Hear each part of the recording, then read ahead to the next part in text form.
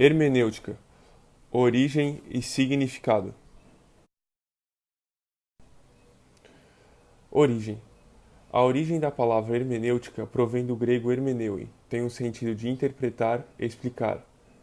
A palavra tem sua base histórica relacionada ao deus Hermes, deus dos viajantes, protetor da magia e da adivinhação. Chamado de trapaceiro por sua ambiguidade, ao mesmo tempo era mensageiro dos deuses e também fiel mensageiro do mundo das trevas. Hermes é filho da luz espiritual com as trevas primordiais. O que é hermenêutica? A hermenêutica é a arte ou método interpretativo que procura compreender um determinado texto.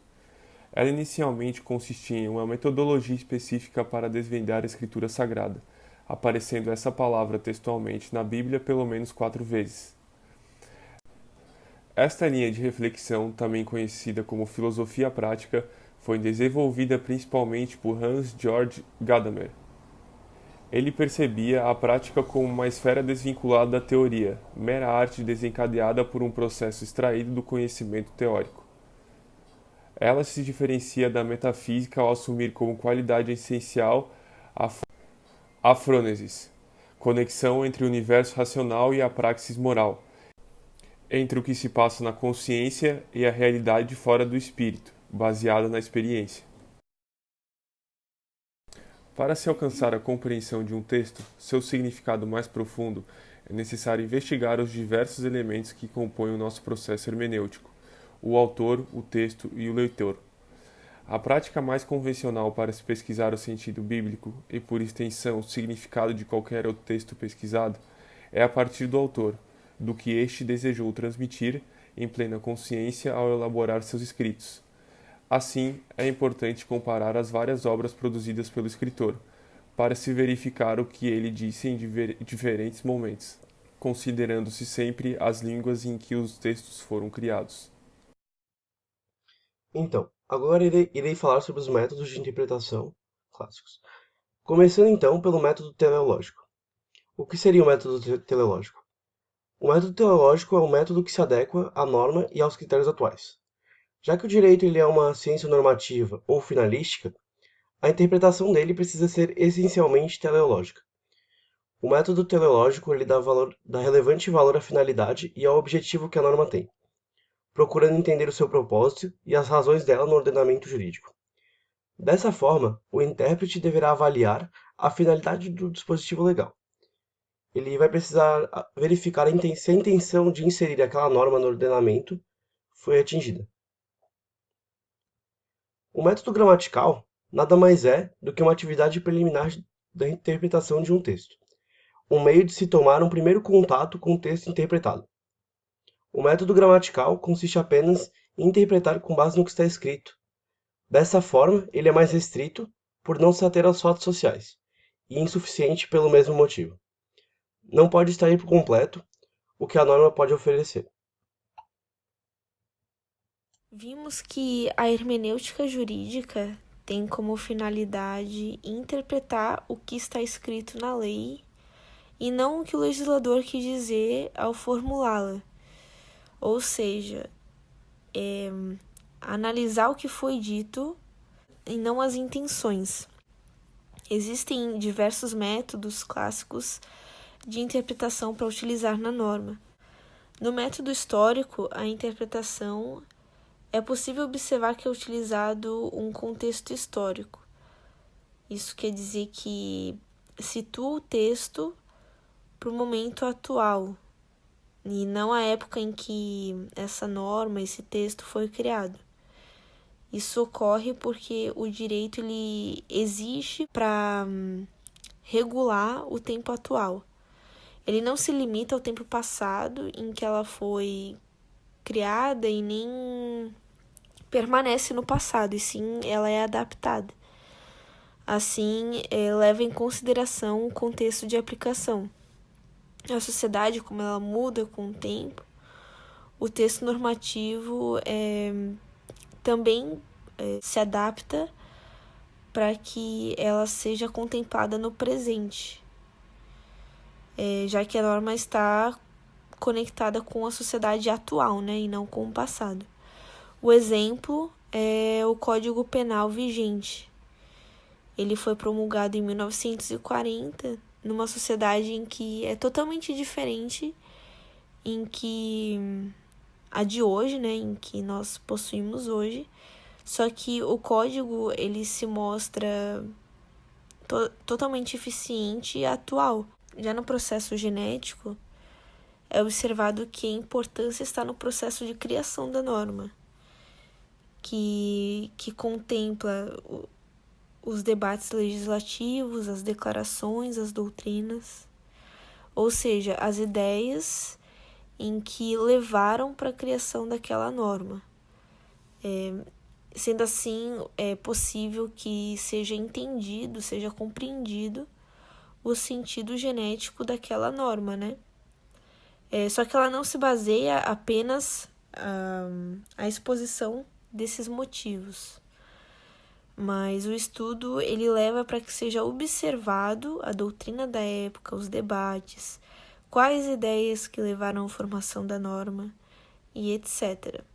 Esse método ele é mais utilizado para interpretar normas recentes, mas ele não se limita apenas às normas recentes. Ele pode ser utilizado para normas mais antigas, só que é mais efetivo, ele tem uma eficiência maior quando utilizado nas normas mais atuais, que não fazem muito tempo em que foram promulgadas.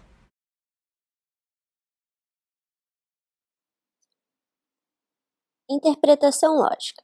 A interpretação lógica também é utilizada para solucionar problemas sintáticos com os quais se depara o intérprete da norma jurídica, procurando descobrir o sentido da lei mediante a aplicação dos princípios científicos da lógica, enfrentando, portanto, questões lógicas da interpretação. No contexto da hermenêutica clássica, a aplicação da interpretação lógica pode ocorrer no plano da lógica formal e da lógica material, como veremos a seguir.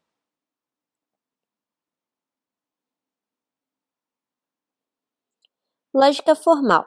No que diz respeito à lógica formal, alguns são os princípios que podem ser utilizados para interpretar uma norma jurídica, dentre os quais: princípio da identidade, segundo o qual o que é e o que não é, não é. Isto significa que uma coisa é idêntica a si mesma e não ao seu contrário. Princípio da contradição, formulado a contrário senso do princípio anterior, enuncia que o princípio da contradição, a mesma coisa não pode ser e não ser ao mesmo tempo. Princípio do terceiro excluído. Também formulado a partir do princípio da identidade, pode ser chamado de princípio da exclusão do meio, enunciado: duas coisas contraditórias, uma deve ser verdadeira, a outra falsa. De acordo com esse princípio lógico formal, não há outra opção entre a verdadeira e a falsa. Princípio da razão suficiente, segundo o qual nada ocorre sem que haja uma causa determinante, isto é, tudo o que é tem sua razão de ser, todo real é racional. Este princípio, por sua vez, fundamenta os princípios da metodologia científica.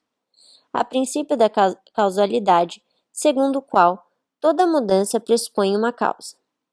Princípio do determinismo natural, enunciado que, sob idênticas circunstâncias, as mesmas causas produzem os mesmos efeitos. E o princípio da finalidade, que pressupõe que toda atividade se dirige a um fim. Princípio do silogismo ou da tríplice identidade, incluído na lógica formal por Lalande, em substituição ao princípio da razão suficiente. Aplicando o princípio do silogismo, temos que, se A é B e B é C, então C é A. Nesse contexto, temos uma premissa maior, uma premissa menor e a solução do silogismo.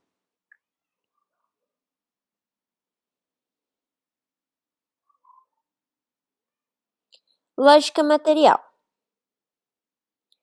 Diferentemente da lógica formal, que se baseia em princípios tidos por universais, a lógica material preocupa-se com o conteúdo da norma, utilizando-se de um processo científico para buscar meios extralógicos, como, por exemplo, o sentido social e humano do direito. Era Coelho, 1981. Isso quer dizer que o procedimento lógico material vai além do texto que se quer interpretar, investigando a ratio legis, razão que fundamenta e justifica o preceito normativo, e a vis legis, a virtude normativa do preceito, bem como a occasio legis, particular circunstância do momento histórico que determinou a criação do preceito. Como percebemos no decorrer dos estudos, prevalece na hermenêutica tradicional a utilização da lógica formal, com objetivos mais retóricos de demonstrar a validade formal da argumentação. Já na hermenêutica crítica prevalece a lógica material, enfatizando-se a busca do sentido social da norma. Interpretação sistemática. Um dos últimos métodos clássicos de interpretação é o método sistemático. Bom, o método sistemático é aquela interpretação que busca correlacionar todos os dispositivos normativos de uma Constituição, pois só conseguiremos elucidar a interpretação a partir do conhecimento do todo. Não podemos interpretar a Constituição em tiras, e sim como um todo. Hans Kelsen tem a visão do sistema jurídico que seria naturalmente uma pirâmide normativa, na qual temos no topo a Constituição, abaixo vem a legislação, em seguida os atos administrativos e, posteriormente, os contratos e decisões. Todos esses componentes da pirâmide têm que ser interpretados juntamente com a Constituição. Todas as normas jurídicas devem ser lidas e relidas através da Constituição, sendo denominado de filtragem hermenêutica. Quando nós falamos de interpretação sistemática, nós podemos deixar claro 3 pontos. São eles: a interpretação que busca correlacionar todos os dispositivos, interpretação como um todo e a regra não existe sozinha.